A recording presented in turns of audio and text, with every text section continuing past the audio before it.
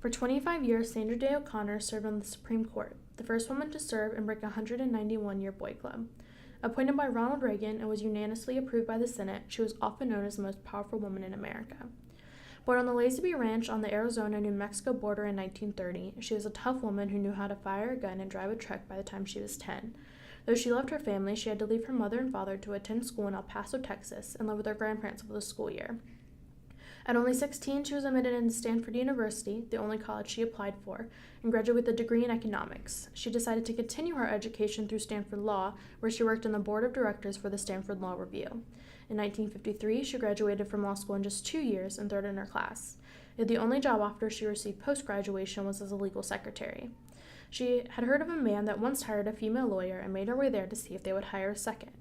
Though he agreed she would be a good fit, they did not have the funding to support another deputy county attorney, so she took an unpaid position and worked at a cramped desk until their next official opening.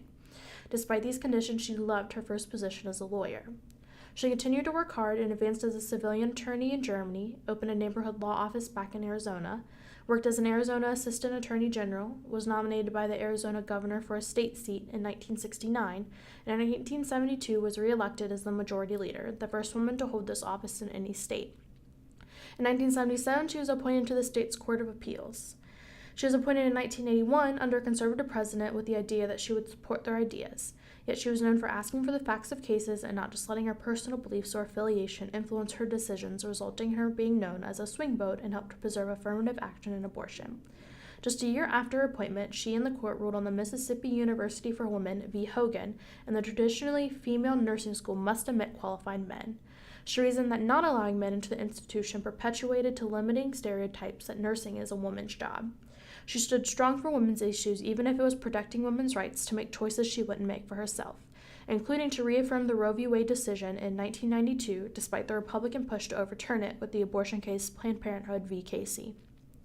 In 1999, she voted on a sexual harassment ruling that public school districts that receive federal funds can be held liable when they are deliberately indifferent to harassment of one student by another. In 1981, the year of her appointment, Eleanor Boyer decided Sandra Day O'Connor deserves a spot on the International Honor Quilt. Eleanor stated she chose to honor O'Connor because her accomplishments are the results of her own personal qualities and talents, and also reflects the contributions of the many women of the women's movement who are making positive steps towards possible equality. Eleanor designed a red triangle interrupting horizontal lines of the blue background, suggesting women breaking the tide of tradition and rising above old patriarchal restraints imposed by our culture. Even today, there had only been 4 Supreme Court justices that were women, and it's nearly 230 years, 3 of which are serving currently, and only 1 served with Sandra Day O'Connor herself. Together, Justices O'Connor and Ruth Bader Ginsburg decided to add their own touches to their robes by adding large and delicate collars where a man's shirt collar and tie might be, and together spoke out about the slow inclusion of women into law. On January 31, 2006, she retired to spend more time with her husband and sons, but continued to work as an author, speaker, and advocate. She was replaced by Justice John Roberts, appointed by George W. Bush, a man she said was a brilliant legal mind and straight shooter, good in every way, except he's not a woman. She has written or co-authored multiple books, including autobiographies, nonfiction books about the Supreme Court, and even children's books. She has campaigned around the United States to abolish elections for judges, believing that a merit system leads to more qualified and untainted judiciary. She also founded a website called iCivics, which uses free games and plans to help people learn about civics. In 2009, President Barack Obama granted her a Presidential Medal of Freedom. Most recently, she has announced her diagnosis of dementia and has stepped out of the public eye to focus on her health and spend time with her family. Sandra Day O'Connor is a remarkable woman who knew how to hold strong in a male-dominated field. She paved the way for women and girls to believe and know they can accomplish whatever role they desire with determination and hard work. O'Connor herself said, "I had no idea when I was appointed how much it would mean to many people around the country. It affected them in a very personal way.